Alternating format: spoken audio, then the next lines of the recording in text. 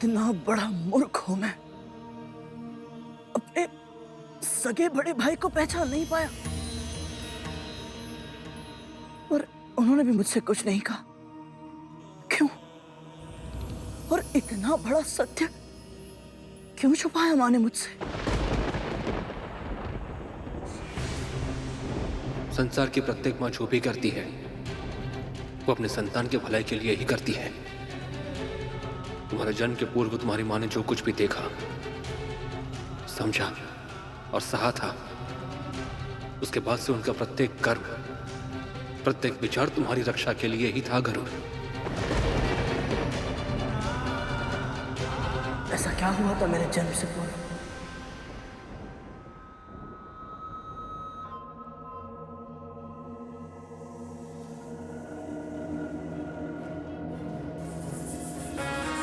राजमाता दीदी की, राजमाता दीदी की, राजमाता दीदी की।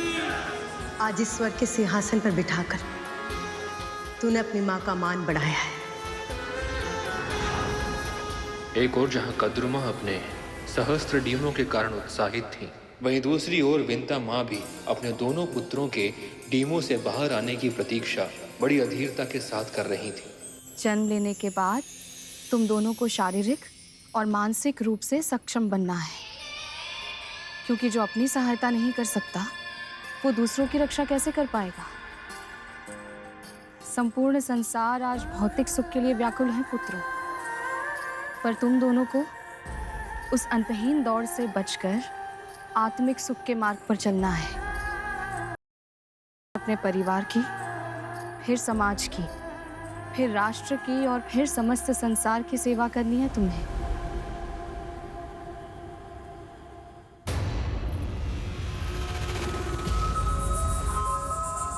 सेवा नहीं, शासन करना है तुम सबको। स्मरण रखना, खड्गेन आक्रम्य भुंजीता, वीर भोग्या वसुंधरा। शस्त्र के बल पर ही पुरुषार्थ करने वाले विजयी होकर इस पृथ्वी का भोग करते हैं। इसलिए तुम सबको इतना शक्तिशाली बनना होगा कि सबको पराजित करके स्त्रों पर अपना राज स्थापित कर सको। कल्पना करो, चर अचर गंधर्व मानव देव दानव जब सब तुम्हारे अधीन होंगे तो तुम्हारी माँ का सम्मान कितना अधिक बढ़ जाएगा।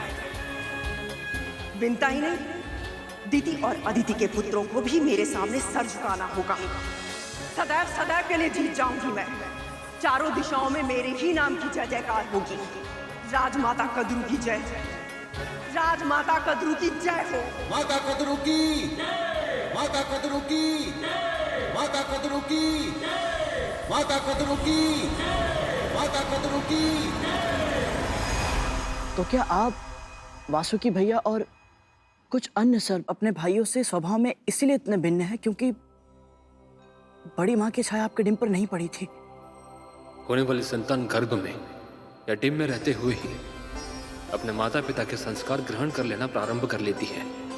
माता पिता के मनोभाव, प्रवृत्ति और कर्म उनके आने वाली संतान पर प्रभाव अवश्य डालते हैं। इसीलिए कहते हैं कि जब संतान का जन्म होने वाला हो तो माता पिता को सुकर्म करने चाहिए, महापुरुषों के दर्शन करने चाहिए, तामसी प्रवृत्ति से दूर रहते हुए सात्विक जीवन जीना चाहिए। तुम्हारा अनुमान सही है गरुड़। मुझ पर, वासुकी पर और कुछ अन्य सर्प भाइयों पर मां कद्रू की छाया या कहें तो उनका प्रभाव नहीं पड़ा। इसीलिए हमें जो संस्कार मिले हैं वो हमें हमारे पिता महर्षि कश्यप से मिले हैं। पर भैया, मेरी माँ तो सात्विक जीवन ही जीती है और अरुण भैया को भी उन्होंने वही संस्कार दिए होंगे जो मुझे दिए हैं। उन्हें भी समाज कल्याण और परोपकार का वही मार्ग दिखाया होगा जिस पर मुझे चलना सिखाया है। फिर माँ के साथ इतना बड़ा अन्याय क्यों भैया? क्यों उन्हें अपने बड़े पुत्र से अलग होना पड़ा? क्यों बनना पड़ा किसी और की दासी? जिस प्रकार तुम अपने प्रश्न के उत्तर पाने के लिए लालायित हो, उसी प्रकार हम दोनों की माएं भी अपने अपने पुत्रों को जन्म लेते हुए देखने के लिए आतुर हो चुकी थी। कद्रुमा की आतुरता अधिक थी। सबसे पहले वो व्याकुलता में बदली, फिर अधीरता में, और फिर देखते ही देखते उन्माद में बदल गई। विंता मां में संयम था, परंतु पुत्र प्रेम के कारण वो भी अपने आप को उन्माद के संक्रमण से अधिक समय तक बचा नहीं पाई। खड्गेन आक्रम्य भुजिता वीर भोग्य वसुंधरा। खड्गेन आक्रम्य भुजिता वीर भोग्य वसुंधरा। खड्गेन आक्रम्य भुजिता वीर भोग्य वसुंधरा। खड्गेन आक्रम्य भुंजिता वीर भोग्य वसुंधरा। खड्गेन आक्रम्य भुंजिता वीर भोग्य वसुंधरा। खड्गेन आक्रम्य भुंजिता वीर भोग्या वसुंधरा। खड्गेन आक्रम्य भुंजिता वीर भोग्या वसुंधरा। खड्गेन आक्रम्य भुंजिता वीर भोग्य वसुंधरा। दीदी, अब शीघ्र ही मेरे पुत्रों का जन्म होगा। जब वो पहली बार अपनी रिम से बाहर निकलेंगे तो मैं नहीं चाहती उस क्षण की साक्षी बनने से मैं चूक जाऊं। मुझे भी ऐसा ही लगता है दीदी। शीघ्र ही मेरे पुत्रों का भी जन्म होगा और संभव है आपके सहस्त्र पुत्रों से पहले मेरे पुत्रों का जन्म हो जाए। इसे जो धारण करेगा उसे ऐसी प्रतापी संतान प्राप्त होगी जिसके नाम और यश की कीर्ति समस्त ब्रह्मांड में फैलेगी। ऐसा नहीं होगा। दिव्य माला मिलने का अर्थ ये नहीं कि तुम्हें मुझसे पहले और अधिक मिल जाएगा।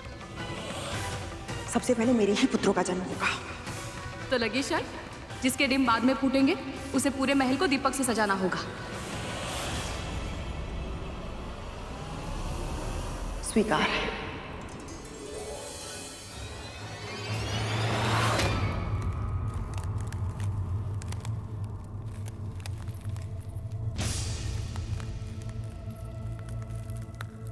कहां से आ रही है ये ध्वनि?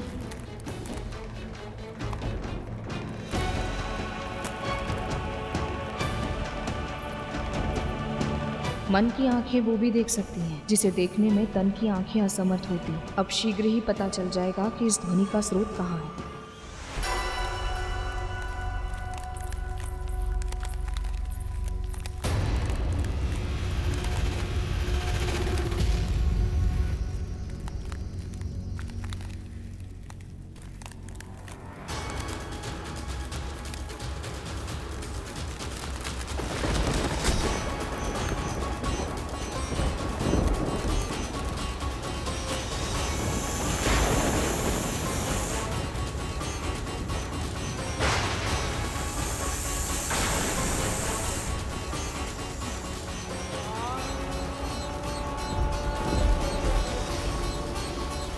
अनंत, सत्य कहा तुमने। मेरा सबसे बड़ा पुत्र इस नाम से भी जाना जाएगा।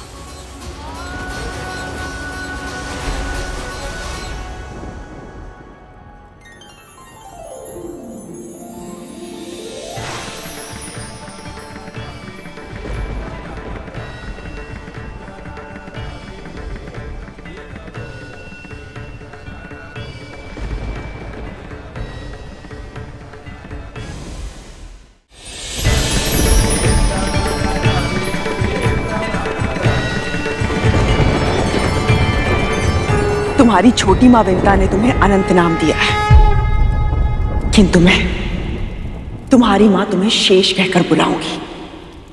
शेषनाग। तुम इतने शक्तिशाली बनोगे कि आवश्यकता पड़ने पर पूरी पृथ्वी का बोझ अपने कंधों पर उठा पाओगे।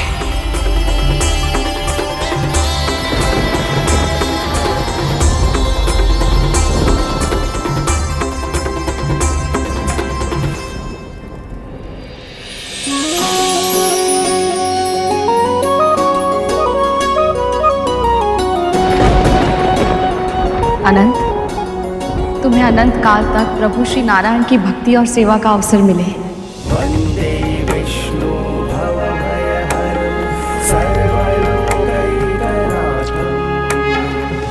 देख लिया, सबसे पहले मेरे ही पुत्र ने जन्म लिया।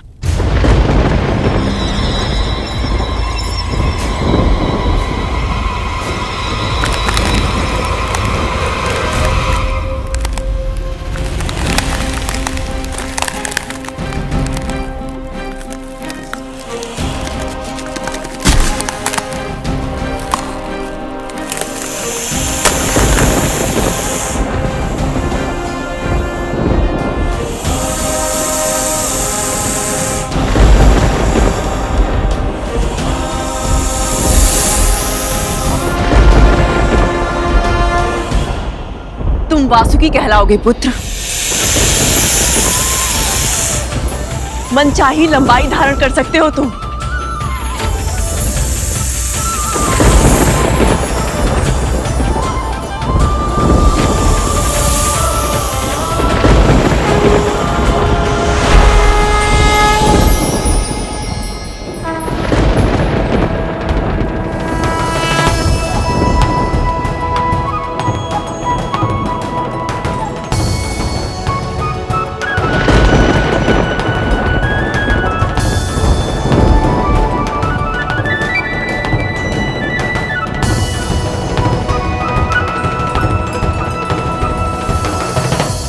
प्रणाम माँ।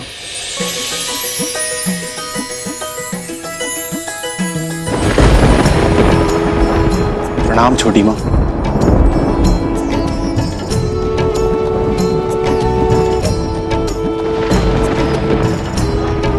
जैसे अनंत को नारायण की सेवा का सौभाग्य मिलेगा, वैसे ही तुम्हें मिलेगी महाकाल शिव की भक्ति।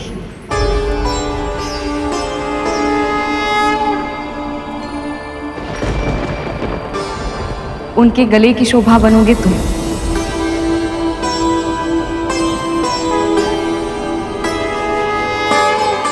इतना मूल्यवान आशीर्वाद देकर आपने मेरा जीवन सफल कर दिया छोटी माँ।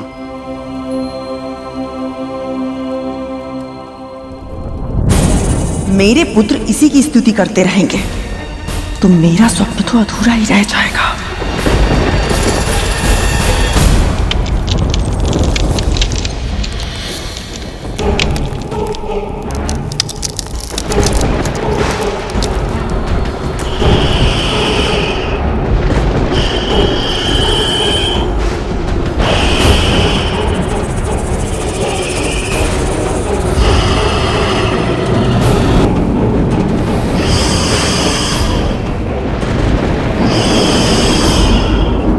संसार में तुम्हारा स्वागत है पुत्र तक्षक।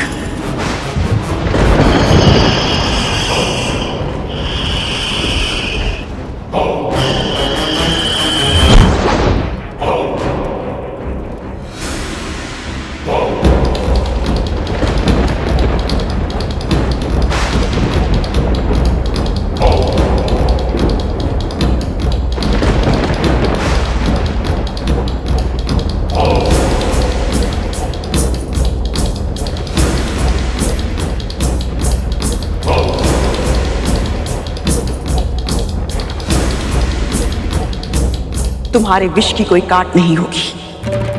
बिजली की लपट और उसकी गति के गुण जो तुम्हारे भीतर है, उस गुण के कारण तुम नाग शक्ति के नायक बनोगे।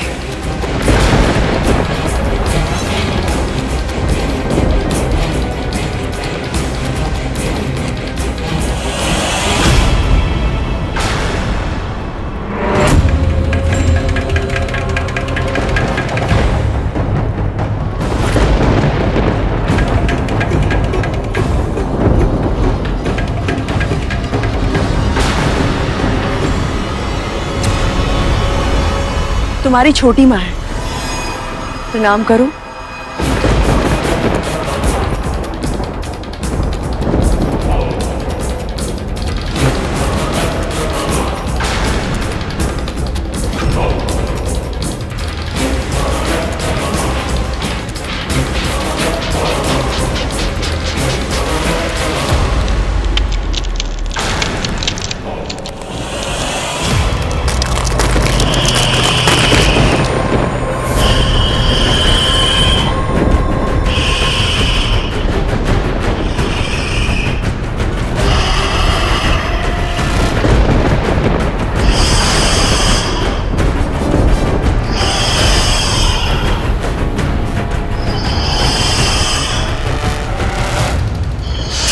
रुक जाओ पुत्र।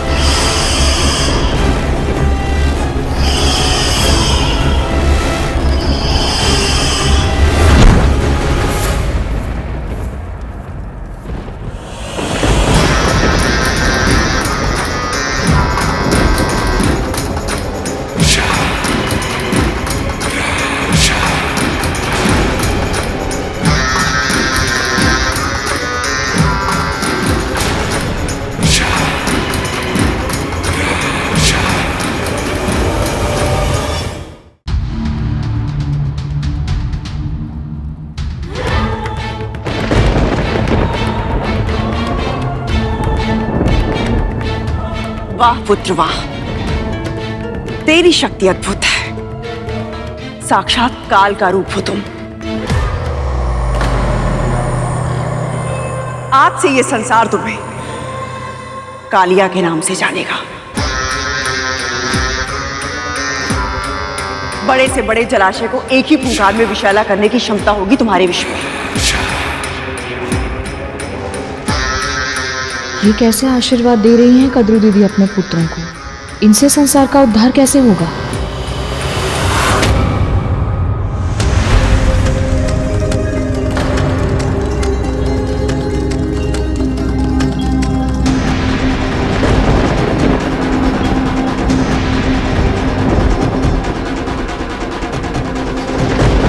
क्या हुआ विंता?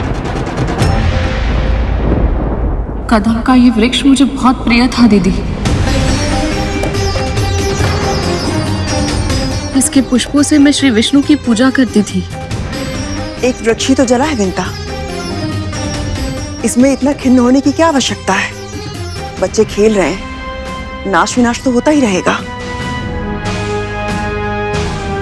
तुम नहीं समझोगी, तुम्हारी अभी तक एक भी संतान नहीं हुई है ना?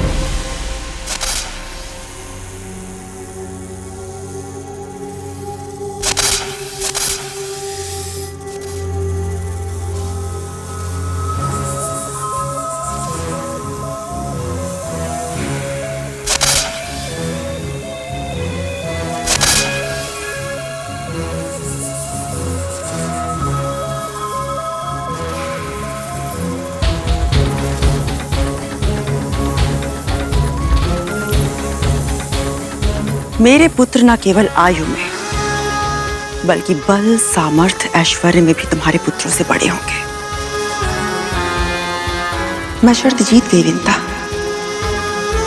और अब मैं अपने पुत्रों के साथ समस्त संसार को जीतूंगी। ये पुत्र नहीं, 1 सहस्त्र अस्त्र शस्त्र हैं मेरे, जो बड़ी से बड़ी शक्तियों को मेरे चरणों में झुका देंगे। समस्त संसार इनसे डरेगा और मेरा सम्मान करेगा।